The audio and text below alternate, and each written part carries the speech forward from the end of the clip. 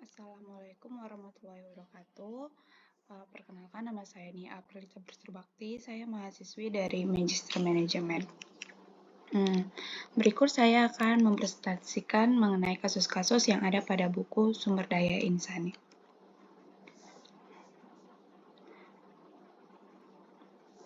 Yang pertama itu kasus hipotesis di perusahaan manufaktur syariah. Yang kasus ini berada pada bab 2. Yang melatar belakangi kasus ini yaitu sebuah perusahaan makanan halal di Indonesia mengalami penurunan motivasi karyawan pasca pandemi dengan turnover 25% dan konflik tim akibat kerja remote. Lalu masalah yang terjadi itu karyawan merasa terisolasi meskipun gaji kompetitif yang bertentangan dengan nilai syariah seperti ukhuwah atau persaudaraan. Lalu aplikasi psikologi organisasi dalam SDI yang digunakan ialah yang pertama itu teori ekuitas dari John Stacy Adams, yaitu karyawan merasa tidak adil karena beban kerja tidak seimbang, menyebabkan demotivasi. Implementasinya mengaudit MSDI untuk menyesuaikan beban kerja dengan penekanan pada keadilan syariah. Program insentif berbasis kinerja tim, termasuk bonus zakat untuk karyawan berprestasi. Lalu yang kedua itu pengelolaan konflik dan budaya organisasi. Menggunakan model Thomas Kilmann untuk resolusi konflik, dikombinasikan dengan nilai Islam seperti musyawarah. Implementasi pada MSDI yaitu melakukan workshop psikologi organisasi yang mengintegrasikan kajian syariah seperti pengajian mingguan untuk membangun psychological safety, sehingga menghasilkan kepuasan kerja naik menjadi 40%, sehingga turnover menjadi turun. Lalu selanjutnya hasil dan dampak yang diterima. Perusahaan berhasil meningkatkan retensi karyawan dan produktivitas dengan sertifikasi syariah yang lebih kuat berkat tim yang lebih solid. Lalu kesimpulan yang didapat dari kasus ini ialah yang pertama itu integrasi psikologi dengan MSDI. Psikologi organisasi membantu MSDI berpindah dari pendekatan administratif ke humanis, fokus pada kesejahteraan karyawan untuk hasil jangka lebih panjang. Lalu yang kedua, manfaat untuk organisasi syariah. Dalam konteks di Indonesia, prinsip ini selaras dengan syariah atau amanah dan maslahah, mengurangi konflik dan meningkatkan loyalitas kinerja. Lalu yang terakhir itu rekomendasi umum menggunakan tools seperti survei engagement dan training berbasis data untuk mengukur dan intervensi. Lalu selanjutnya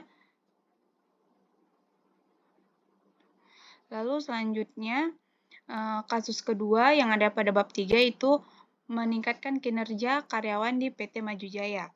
Latar belakang kasus yaitu PT Maju Jaya adalah perusahaan retail yang menghadapi masalah penurunan kinerja dan motivasi karyawan di bagian layanan pelanggan. Tingkat keluhan pelanggan meningkat dan produktivitas karyawan menurun.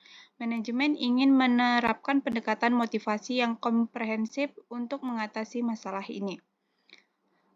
Teori motivasi yang digunakan ada 3. Yang pertama teori hierarki kebutuhan Maslow, teori 2 faktor Herzberg, dan ketiga teori harapan.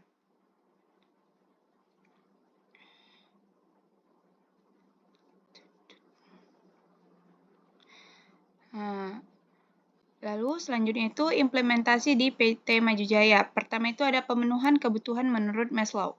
Yang pertama, memastikan kebutuhan fisiologis dan keamanan terpenuhi dengan memberikan gaji layak dan lingkungan kerja yang aman.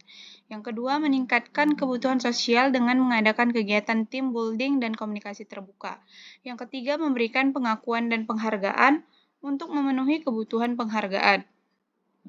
Dan yang terakhir, menyediakan pelatihan dan kesempatan pengembangan karir untuk aktualisasi diri. Lalu yang implementasi yang kedua itu perbaikan faktor hygiene dan motivator Herzberg. Yang pertama memperbaiki kondisi kerja seperti fasilitas ruang istirahat dan jam kerja fleksibel. Yang kedua meningkatkan faktor motivator dengan memberikan tanggung jawab lebih, pengakuan atas prestasi, dan peluang pengembangan.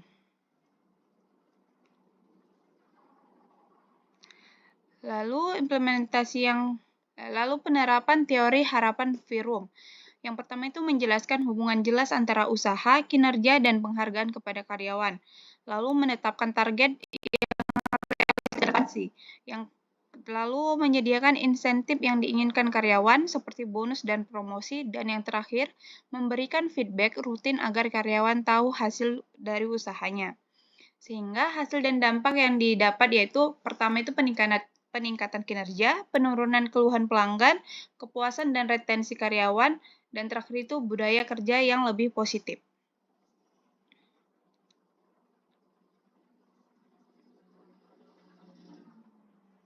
Sehingga kesimpulan yang dapat diambil dari kasus di bab 3 ini ialah yang pertama itu mengkombinasikan teori Maslow, Herzberg, dan Fromm memberikan pendekatan holistik untuk memahami dan meningkatkan motivasi serta kinerja karyawan. Lalu, pemenuhan kebutuhan dasar, perbaikan faktor kerja, dan jelaskan hubungan usaha hasil sangat penting untuk keberhasilan manajemen motivasi. Lalu yang terakhir, PT Maju Jaya berhasil mengatasi masalah kinerja dengan strategi motivasi yang terintegrasi dan berkelanjutan. Lalu berikut adalah kasus yang ketiga, yaitu dari bab 4 tentang peran motivasi dalam meningkatkan karyawan di Rumah Sakit Medika Prima. Rumah Sakit Medika Prima adalah rumah sakit swasta di Surabaya dengan 500 karyawan, termasuk perawat dan juga dokter. Selama pandemi COVID-19, kinerja karyawan menurun, ditandai dengan peningkatan kesalahan medis ringan, seperti kesalahan dokumentasi sebesar 15%, tingkat kelelahan atau burnout sebesar 40%, dan turnover perawat mencapai 18%. Manajemen mengidentifikasi bahwa kebutuhan dasar seperti keamanan kerja dan kebutuhan sosial tidak terpenuhi, yang mempengaruhi motivasi secara keseluruhan. Studi kasus ini mengeksplorasi peran motivasi melalui teori IRG untuk memulihkan kinerja di sektor kesehatan yang menuntut. Teori yang digunakan adalah teori IRG, Existence, Relatedness, dan Growth, dari Clayton Alderfer, yang merupakan modifikasi dari teori Maslow. Lalu berikut adalah implementasi di Rumah Sakit Medika. Yang pertama itu analisis masalah motivasi. Survei dari sesi konseling mengungkapkan bahwa frustasi pada kebutuhan extens atau kekhawatiran keselamatan selama pandemi dan relatedness atau kurangnya dukungan tim akibat shift panjang yang menyebabkan regresi ke kebutuhan dasar dan mengabaikan growth atau kurangnya pelatihan. Lalu yang kedua itu strategi peningkatan motivasi berdasarkan teori ERG.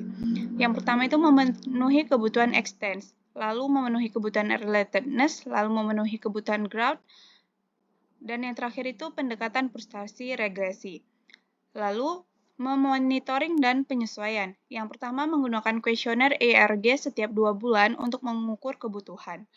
Lalu menyesuaikan program berdasarkan umpan balik seperti menambah sesi konseling untuk relatedness jika diperlukan. Sehingga hasil dan dampak yang diterima yaitu pertama peningkatan kinerja, lalu menurunnya burnout dan turnover, meningkatkan kepuasan dan pengembangan, dan yang terakhir dampak bisnis dalam jangka panjang yaitu meningkatkan rating pasien dari 8,3 menjadi 4,5 di platform review dan berhasil merekrut 50 perawat baru dengan reputasi sebagai tempat kerja yang mendukung. Sehingga kesimpulan yang bisa diambil yaitu motivasi dengan teori IRG Alderfer memainkan peran krusial dalam meningkatkan kinerja karyawan dengan memenuhi kebutuhan IRG secara holistik, terutama pada sektor kesehatan yang penuh tekanan. Lalu, Rumah Sakit Medika Prima membuktikan strategi IRG dapat mengubah lingkungan kerja beresiko menjadi tempat yang mendukung kesejahteraan dan prestasi. Lalu yang terakhir, rumah sakit harus mengintegrasikan penilaian IRG ke dalam evaluasi tahunan dan menyesuaikan program secara dinamis untuk menjaga motivasi keberlanjutan. Selanjutnya kasus keempat dari bab 5 yaitu tentang peningkatan komitmen organisasi di PT Logistik. PT Global Logistik adalah perusahaan jasa logistik dan pengiriman barang di Indonesia dengan 1.200 karyawan di seluruh cabang. Selama 3 tahun terakhir, perusahaan mengalami penurunan komitmen organisasi karyawan yang terlihat dari tingkat turnover mencapai 25%, absensi tinggi yaitu 12%, dan penurunan produktivitas operasional sebesar 20%. Masalah ini dipicu oleh restrukturisasi pasca pandemi yang menyebabkan ketidakpastian karir dan kurangnya rasa memiliki terhadap perusahaan. Studi kasus ini mengeksplorasi peran komitmen organisasi dalam mempertahankan karyawan dan meningkatkan kinerja secara keseluruhan. Berikut adalah teori komitmen organisasi yang digunakan. Yang pertama itu ada komitmen afektif, komitmen kelanjutan, dan komitmen normatif. Selanjutnya adalah implementasi di PT Global Logistik.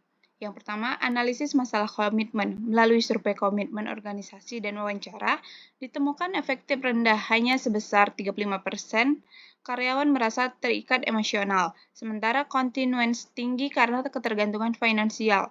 Normatif lemah karena kurangnya program loyalitas jangka panjang. Yang kedua, strategi peningkatan komitmen berdasarkan model Mayer-Allen. Yang pertama, meningkatkan komitmen efektif, memperkuat komitmen kelanjutan, membangun komitmen normatif, dan yang terakhir, integrasi komponen. Lalu yang ketiga, monitoring dan penyesuaian. Melakukan survei komitmen setiap 6 bulan sekali, menyesuaikan program berdasarkan umpan balik, sehingga hasil dan dampak yang didapat berkat implementasi tersebut, yang pertama itu peningkatan komitmen organisasi, penurunan turnover dan absensi, peningkatan produktivitas dan kinerja, dan yang terakhir PT Global Logistik menghemat biaya rekrutmen sebesar 500 juta rupiah per tahunnya dan memenangkan kontrak baru dari klien besar berkat reputasi sebagai perusahaan yang peduli terhadap karyawannya. Sehingga kesimpulan yang bisa diambil yaitu pertama, komitmen organisasi memainkan peran esensial dalam mempertahankan talenta dan mendorong kinerja berkelanjutan, terutama pada industri logistik yang kompetitif. Lalu yang kedua, PT Global Logistik membuktikan strategi HR yang berfokus pada keterikatan emosional dan investasi jangka panjang dapat menghasilkan manfaat yang signifikan. Lalu yang terakhir, perusahaan harus secara rutin menilai komitmen melalui survei dan mengintegrasikannya ke dalam budaya organisasi untuk menjaga kestabilan jangka panjang. Berikut adalah kasus kelima dari bab 6 tentang PT Astra International. Astra adalah salah satu perusahaan terbesar di Indonesia, menerapkan elemen servant leadership di bawah visi Astra untuk Indonesia sejak era William Suryajaya dan diteruskan oleh pemimpin seperti Prijono Sugiarto. Implementasinya, program pengembangan karyawan melalui Astra Leadership Academy yang fokus pada mentoring, pelatihan etika, dan dukungan untuk kesejahteraan seperti program kesehatan dan pendidikan keluarga. Lalu pemimpin prioritas pelayanan masyarakat melalui CSR, misalnya Astra Honda Motor mendukung pendidikan dan lingkungan, serta budaya open door policy untuk mendengarkan masukan karyawan. Lalu selama krisis ekonomi, Astra memberikan bonus dan dukungan finansial untuk karyawan, menekankan pertumbuhan bersama.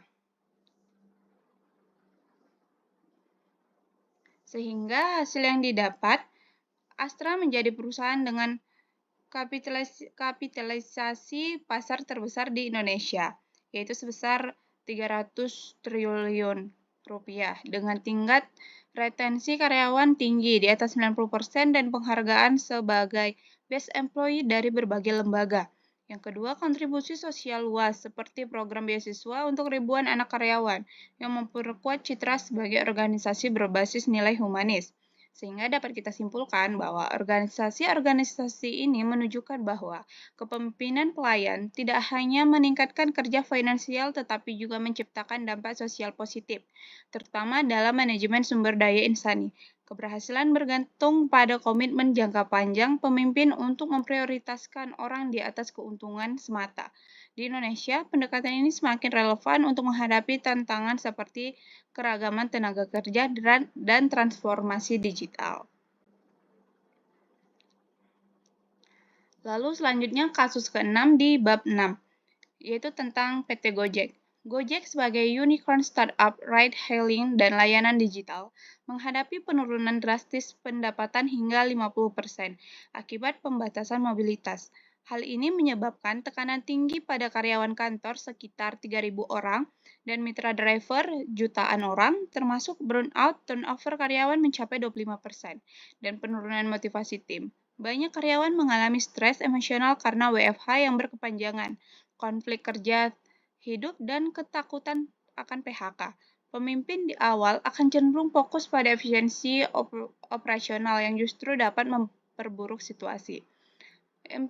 Implementasi kepemimpinan berbasis insani yang digunakan ada 4. Yang pertama, empati dan komunikasi terbuka, lalu pengembangan dan dukungan kesejahteraan, lalu pengembangan karir holistik, dan yang terakhir, kolaborasi berbasis nilai. Penyelesaian dan hasil. Dengan pendekatan ini, Gojek berhasil mengurangi turnover menjadi di bawah 10% dalam waktu 6 bulan, meningkatkan engagement karyawan hingga 30% berdasarkan survei internal. Penyelesaian utama restrukturisasi yang humanis, alih-alih PHK massal, dilakukan pemindahan jabatan atau reskilling untuk 70% karyawan yang terdampak, dan merger dengan Tokopedia menjadi GP2 Group yang lebih stabil. Hasil jangka panjang termasuk pertumbuhan pengguna aktif kembali ke 190 juta pada tahun 2022, penghargaan sebagai Best Place to Work di Indonesia oleh HR Asia, dan budaya organisasi yang lebih resilient. Kasus ini menunjukkan bagaimana kepemimpinan berbasis insani mengubah krisis menjadi peluang pertumbuhan dengan ROI melalui loyalitas karyawan yang lebih tinggi. Sehingga dapat disimpulkan, kasus Gojek mengilustrasikan bahwa kepemimpinan berbasis insani efektif menyelesaikan masalah SDI di tengah krisis dengan memprioritaskan manusia di atas metrik bisnis semata. Pendekatan serupa dapat diterapkan di organisasi lain seperti manufaktur atau retail untuk membangun tim yang adaptif inovatif. Jika diterapkan konsisten, ini dapat mengurangi risiko konflik dan meningkatkan kinerja secara berkelanjutan.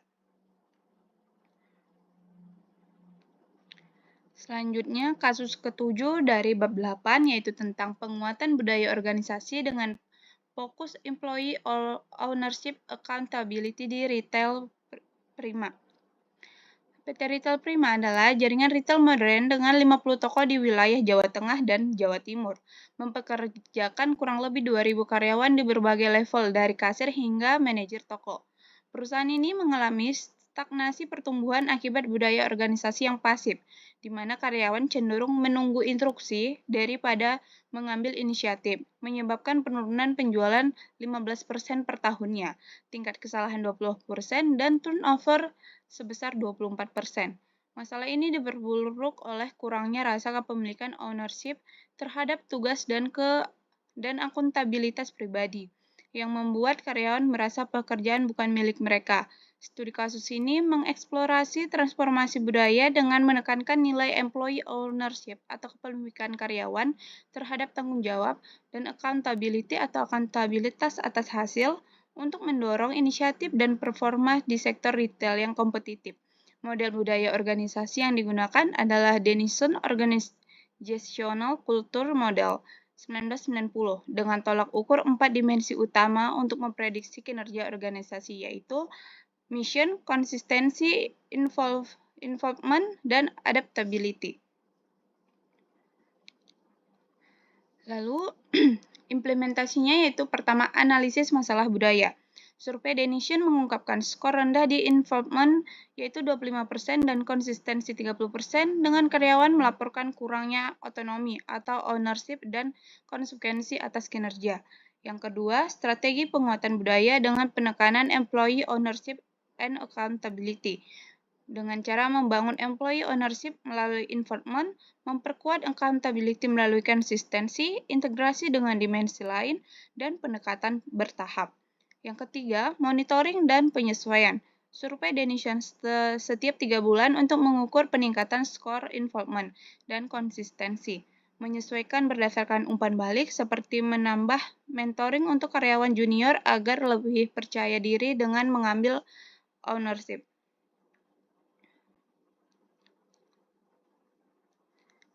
Sehingga hasil dan dampak yang didapat yaitu peningkatan skor budaya, peningkatan kepuasan dan retensi karyawan, skor involvement naik menjadi 55% dan konsistensi 50% dalam waktu 7 bulan. Dengan 80% karyawan melaporkan rasa ownership yang lebih kuat dan accountability yang adil. Lalu yang ketiga itu dampak jangka panjang. PT Retail Prima berhasil ekspansi ke 5 toko baru dengan biaya lebih rendah, hemat sebesar 20% dari rekrutmen, dan membangun reputasi sebagai retail yang memberdayakan karyawan, sehingga dapat menarik talenta muda.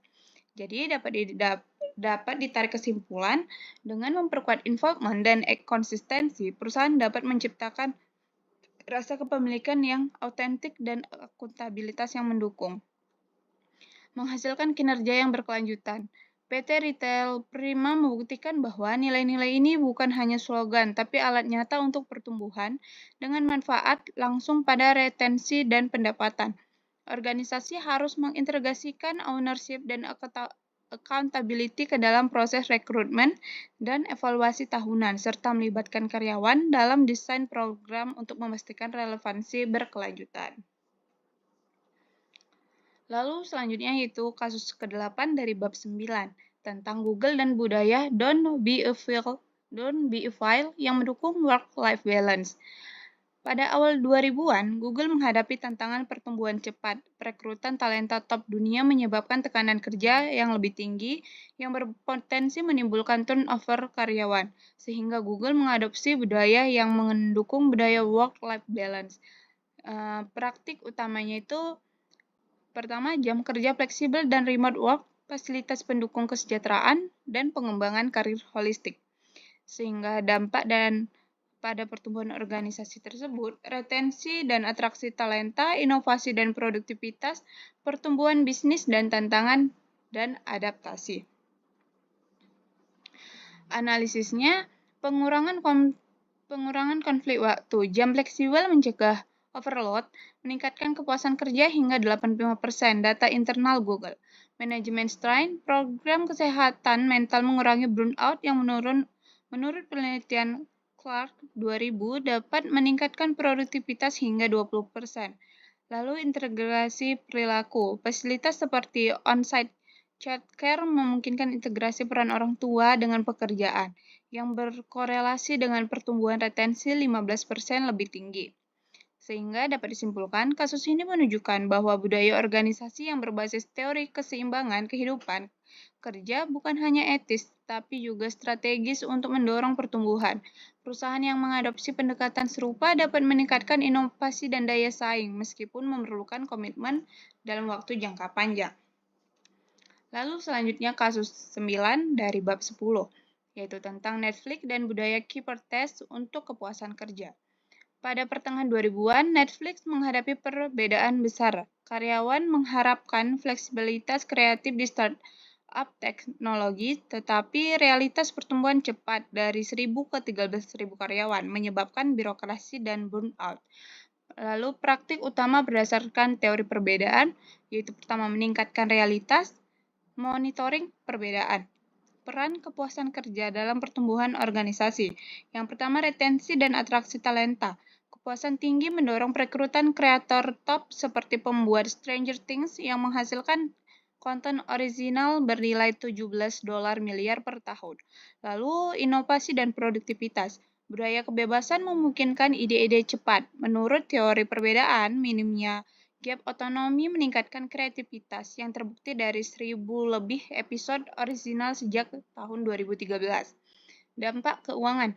Pada tahun 2002, Netflix mencatat pendapatan sebesar $31,6 miliar dengan pertumbuhan 101 miliar per tahun untuk kompensasi, menghasilkan ROI melalui retensi talenta yang menghemat biaya rekrutmen sebesar 50%.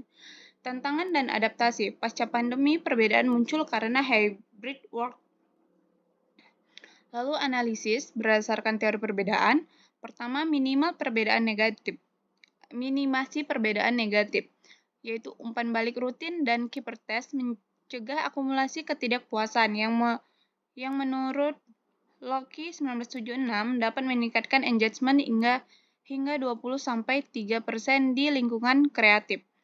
Lalu yang kedua, pemanfaatan perbedaan positif. Otonomi melebihi ekspektasi, menciptakan motivasi intrinsik yang selaras dengan Judd et al. 2001, di mana kepuasan tinggi berkolerasi dengan inovasi 40% lebih kuat, terutama untuk perusahaan teknologi. Lalu yang terakhir, peran strategis. Kepuasan kerja berfungsi sebagai diferensiasi kompetitif, di mana mengelola gap telah membantu Netflix mendominasi pasar streaming, membuktikan teori ini efektif untuk skalabilitas global. Sehingga dapat disimpulkan, Netflix telah menggambarkan bagaimana kepuasan kerja melalui teori perbedaan, memainkan peran kunci dalam mendorong inovasi dan pertumbuhan di industri disruptif, dengan menjabatani ekspektasi dan realitas melalui budaya unik. Perusahaan dapat mempertahankan keunggulan. Di Indonesia, platform seperti Gojek atau Video bisa mengadopsi elemen ini untuk meningkatkan kepuasan di sektor digital.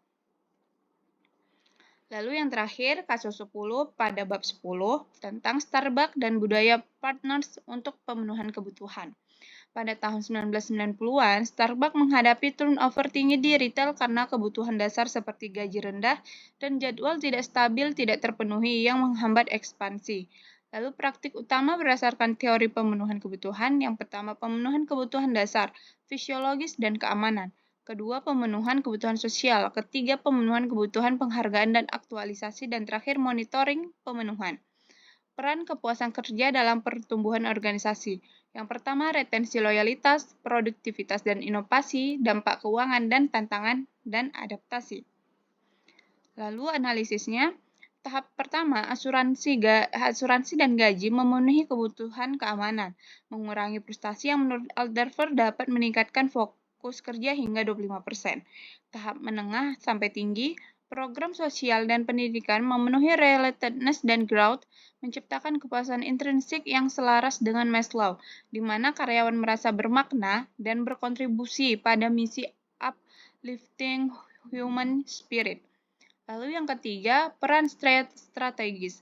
Kepuasan kerja berfungsi sebagai leverage untuk skalabilitas global, di mana pemenuhan bertahap telah membantu Starbucks mendominasi pasar kopi, membuktikan teori ini efektif untuk retail berorientasi pelanggan.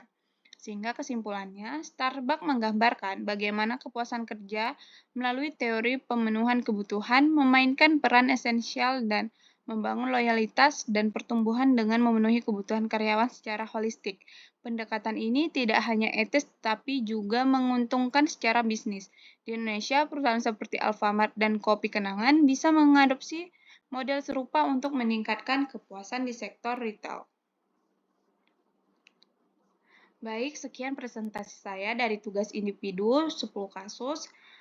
Sekian dan terima kasih. Wassalamualaikum warahmatullahi wabarakatuh. Terima kasih dan jumpa.